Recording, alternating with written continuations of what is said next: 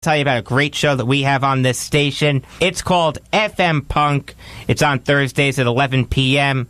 It's a radio show dedicated to all different kinds of punk music, including metalcore, hardcore, thrashcore, as well as folk punk and pop punk, and it's hosted by Riley Hogan, who's too anti-conformist for a DJ name. We'll be talking football next on Beyond the Game on the voice of Nassau Community College, 90.3 WHPC. Hey, Dr. Phil here. I help people solve difficult and trying personal problems every day on my TV show, but there's one problem that's just got me stumped: childhood hunger. Nearly 16 million children in America struggle with it. That's 1 in 5 kids who may not know where their next meal is coming from, despite the fact that there's more than enough healthy, nutritious food out there to feed them all. Now, I don't know about you, but that is unacceptable to me. Luckily, the Feeding America network of good people is out there collecting surplus food and giving hope to hungry children and their families at local food banks all across the country. But let's face it, they can't do it without your help. Join me in supporting Feeding America and your local food bank at feedingamerica.org. Brought to you by Feeding America and the Ad Council. Together, we can solve hunger. Together, we're Feeding America. Bring out the disco ball. Where is it? I put it in the back. The back? Hold on. Did you find it? Found it. Good. And put on those bell-bottom jeans. Bell-bottom jeans? Where are those? They were under the disco ball. Under? Found it. Good. And listen to your favorite hits on the Super 70s on 90.3 WHPC. Join me, Zach Turkel, where I'll play the hits from the Jackson 5, the Bee Gees,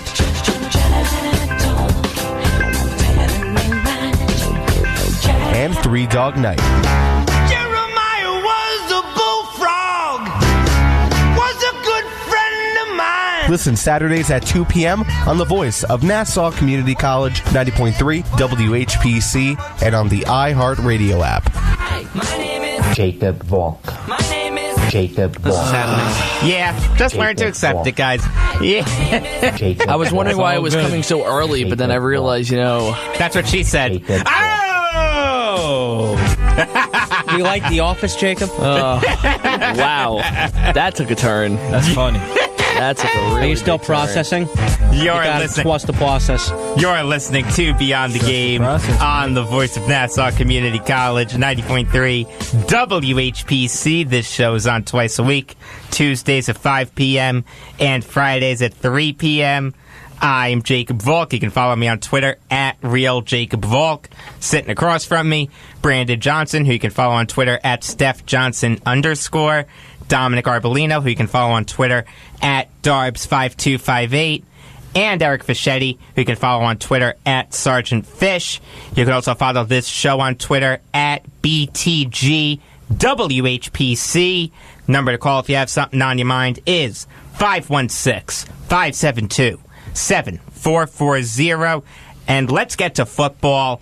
With the 2017 season officially in the rearview mirror, I think that it's a good idea for us to discuss what our local teams should do this offseason. Sound good, guys? Yeah, Of let's course. do it. All right. Dominic, what's your ideal offseason for the Jets? Well, for a Jets fan, if this is what you should be expecting. I would expect, still look for the Jets to sign Kirk Cousins. I think that is a move that it needs to happen, and because I think it gives the Jets so much more freedom in the draft. I agree with you. To draft a position that you really need, that it's like you don't want to spend the money on in free agency. But I feel like it's just a quarterback situation. Jacob, we said it multiple times. McCagnon and Bowles do not know how to develop a quarterback, so I don't want to go to the draft again. That's why I want Kirk Cousins so much. I feel like if you're a Jets fan, who cares about the money? Spend it. And even though we'll talk about it, but I wanted to bring it up obviously with Cousins. Jimmy G's contract. We'll mention the details later. That's going to help Cousins. It's going to help Cousins. Cousins now gets at least $28 million a year. Oh, definitely. So and for the Jets, you have to spend that money in free agency. Whether it's again Cousins and then cornerbacks, I even put down notables. I have Malcolm Butler. I think he's definitely an option now, especially coming away from New England. No, he burned that bridge, boy. And with the Jets-Patriots rivalry, they're going to go strong for it because a bite back. Tremaine Johnson if he falls, but I don't think he's going to. I think he's staying with Los Angeles. Yeah. I like Patrick Robinson. Yes. And then also Kyle Fuller, E.J. Gaines, Aaron Colvin from Jacksonville, who I actually like, But also that could be a kind of system thing because, you had just such a great defense there already. But Brashard Breeland and then Nickel Roby-Coleman. Yeah, there are a lot of options for the Jets. And there's plenty more, too, but I wasn't going to list all of them because it's way too much. But you got a half hour? Yeah, right. Seriously. Welcome to my world. And then also for the dream, ideal offseason, for the draft, I've said it enough. I want Saquon Barkley. Yeah, you really would love that. You know who I want. It upsets me. It upsets me because I loved Bilal Powell, and I still do. But he's now getting to his 30s, and they just never give him his shot. So it's just, you already know they're releasing Forte. So just try. Just come. I want another playmaker. And also wide receivers, too, look to add. Allen Robinson, Jarvis Landry. There's going to be guys on the board. I wouldn't mind Jarvis Landry, I'll tell you that. He can catch some balls, man. I can tell you that. You know who I honestly want for the Jets? And it's a name that hasn't been discussed. Jimmy Graham. He's a free agent. Oh, wow. Didn't even notice that. Let go of ASJ or keep both of them? I would keep both of them. Okay, so have some big tight end. I don't think ASJ is a starter, to be honest with you. I think he's a solid backup. It's hard after what he did this season, though. He did do pretty well. He did okay. Wasn't great. He wasn't horrible. I think he has room for improvement, though, even though, he's a little older, but I still think he can get a little better. Oh, I'm not saying cut him. He can still be a part of the offense. No, of course, but I think he could be like a solid tight end. You don't need I feel like you don't need that star tight end. If you have it, great. But I feel like you don't necessarily need it if you have other pieces around the offense that you can work with. I see what you're saying. You're a lot higher on ASJ than I am, which is fine. I just don't want to spend the money in a position we don't necessarily really need. I understand, which is crazy to say. Need it, to be honest with you. You're comfortable with ASJ starting 16 games? Look, I'm not saying that if they were to go out and get Jimmy Graham, I'm going to be upset. That's nice. I love having as many options for an offense, for any team. Yeah. So, it's if you have the money and you're able to, do what you need to do and still get Jimmy Graham, sure, I'm all for it. Let me ask you this. How confident are you guys in the offensive line this year upcoming? Oh, well, you're going to have to make some changes with the offensive line. I mean, automatically, I think you have a whole new center. I think, one of the intriguing options is Baltimore's Ryan Jensen. I like Jensen. Okay. I wouldn't be opposed to the Jets bringing Wesley Johnson back. I know I'm a lot higher on him than other people are, but I don't think it's crazy to bring him back. Depending on the deal, of course. And then also, Carpenter I like, and I think the Jets are going to keep for another year. He does have 1 year left on his contract, so you would be getting a lot of money back if you cut him. But I don't really know what they're going to do with that situation. Brian Winters is already locked up. And then when it comes to left tackle, Beachum you have to keep. If you release him, you're gonna lose a lot of money. Yeah. And then right tackle, it's between Ijalana and Brandon Shell. So I think Brandon Shell. I think you're going to have a shake-up with the offensive line. Shell's definitely. a million times better than Nightmare Ijalana. scenario. What if the Jets strike out on Kirk Cousins? What's your second option? Nick Foles. I'm saying it right now. Hey, you have to. Nick Foles, Tyrod Taylor, Case Keenum. I would rather have I agree. I still am sticking with the developed quarterbacks. Again, like I said on Tuesday's show when I called in, Nick Foles, obviously, he has impressed me. I will say this, but I'm just still scared about it just being the system fluke. I understand that he won the playoff games in the Super Bowl. Look, that is amazing. And if he's on the Jets, you know what? It's better than nothing, obviously, because he's a Super Bowl quarterback. He's a winning quarterback in the Super Bowl. So, but I'm just worried about the whole Rams thing, and then not playing well, and then he considered I'm just worried about that 1 year he had with the Rams, and then it could just be a fluke. And if the Jets don't, have the right system for him, it might not work. Same thing could be said for Case Keenum. He had a bad year for the Rams. Yeah, no, exactly. And now look at him. No, exactly. So I feel like that's the route. I don't know. I'm just Kirk Cousins. I see what you're saying. Kirk Cousins is my number one option too. Yeah, he might go to Denver. Very possible. Sorry about that, Dominic. I always do that. No, that's all right. When the That's phone's all right. going off.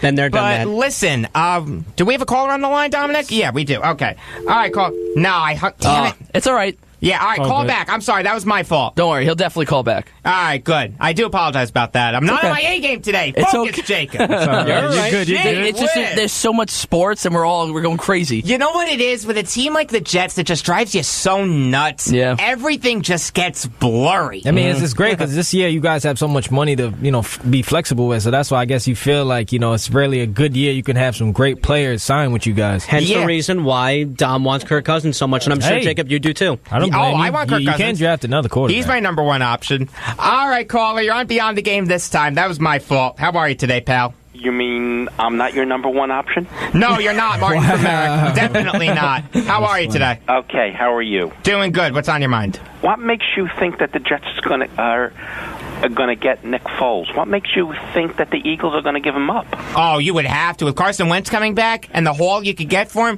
Gee, what kind of injury did he get? he had an ACL injury, but he's their franchise quarterback. Yes. Okay, You got to but roll it. you're The Eagles also assuming- don't have a second and third round pick this year. They need those assets. But you're assuming that Wentz is going to come back on time 100%. All the reports are saying that he's coming back fine. But all right, But when? I think On schedule. I think Jacob's point is that either way, with whether Wentz is going to come back on time or not, is that Nick Foles was your backup quarterback who now won the Super Bowl for your team, and obviously, yes, that's great. But the amount of whether it's picks or players, his value's so high right now that you'd be almost It's dumb not crazy to not trade him away. It's not crazy to think that the Jets could give up 6th overall. It's honestly not. It's not, and also you got to look at the teams, maybe like the Browns. You Yeah. know? They can give the money to Kirk, but he's not a destination. Like he doesn't want to go definitely there. not. Exactly. You've got- Broncos too. I think you've got a Super Bowl winning quarterback who they get to keep cheap. I'm sorry. Garoppolo just got how much and how many Super Bowl rings does he? You're making the assumption that the Eagles are going to pay Nick Foles. What do you think is going to happen when Wentz comes back? Foles is back on the bench. But at $7 million, he's cheap insurance. Okay, there are a lot of backup quarterbacks available. I mean, I'm not saying they would do as well as Foles, but they would do something. If you can get a high first-round pick or a second-round pick, you do that if you're Howie Roseman. I personally think the Eagles should keep Foles. If nothing else, it's cheap insurance until you see that Wentz is 100%. And I mean, you're not alone in that regard. I was talking to an Eagles fan the other day, and he wants the Eagles to keep Wentz and Foles. You're not crazy. I just think it's best for everyone if the Eagles trade Nick Foles. That's all it is. Let's see what happens. All right, Martin, thanks for the call. Bye. All right. There's reports right here that they said the Eagles will reject offers for Nick Foles, according to Tim McManus of Who? ESPN. Who the hell's Tim McManus? From ESPN? This is what I'm seeing on ESPN. Can I see that? Yeah, Hold sure. on. Absolutely. Let me see that. All right, hold on. They're rejecting all offers, possibly? The Eagles will reject trade offers for Nick Foles. Hold on, let me just take a look at this article. And look, when These are predictions. Oh, predictions. Okay. All right. Thanks for reading the article. Excuse me. I appreciate that. Make me look very smart. Gee whiz. All right, yeah, so there you go. Eric, what are the Giants going to do? Well, obviously the Giants need a lot of work, and it all starts with the offensive line. That's the first thing that's going to happen. What are you going to do with Weston Richburg? He's going to ask for a lot of money, potentially. There have been reports coming out that Gettleman would be more than happy to let Richburg walk and probably sign Powell from Carolina. So that's an option right there. So Norwell. Wow, excuse me. Thank you. It's all right. Dominic and I Norwell. just looked at each other Andrew like... Norwell. Something's not right. Norwell, a guard from Carolina. I misused the name. Excuse It's me. all right. But there are intriguing options out there. I was scrolling through Twitter the other day, and I was looking at this article that said, what are possible cuts that the Giants could make? And it's been very, out there, like, oh, they should, and it wasn't even on Turner's article. They should trade Odell. They should probably trade Eli. These are the guys that I can actually see being cut that can save you a lot of cap room. Bobby Hart, which is probably going to get cut anyway.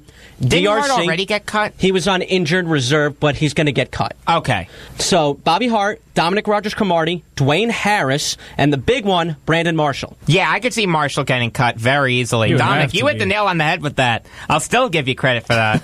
But obviously, Brandon Marshall did not work out in the his first year in New York with the Giants because obviously he did get hurt. So obviously, you know, but he never wanted the ball. Yeah, let's be honest. Well, it's not that he never wanted the ball. It just never got thrown to him. Like he wasn't doing well in terms of getting open. It just wasn't working. It's not that he didn't want the ball.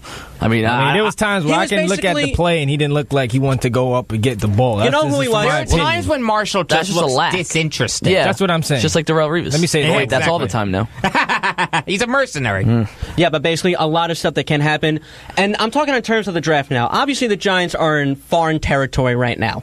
They have the number 2 overall pick, and it can go a bunch of different ways. You can trade back. You can pick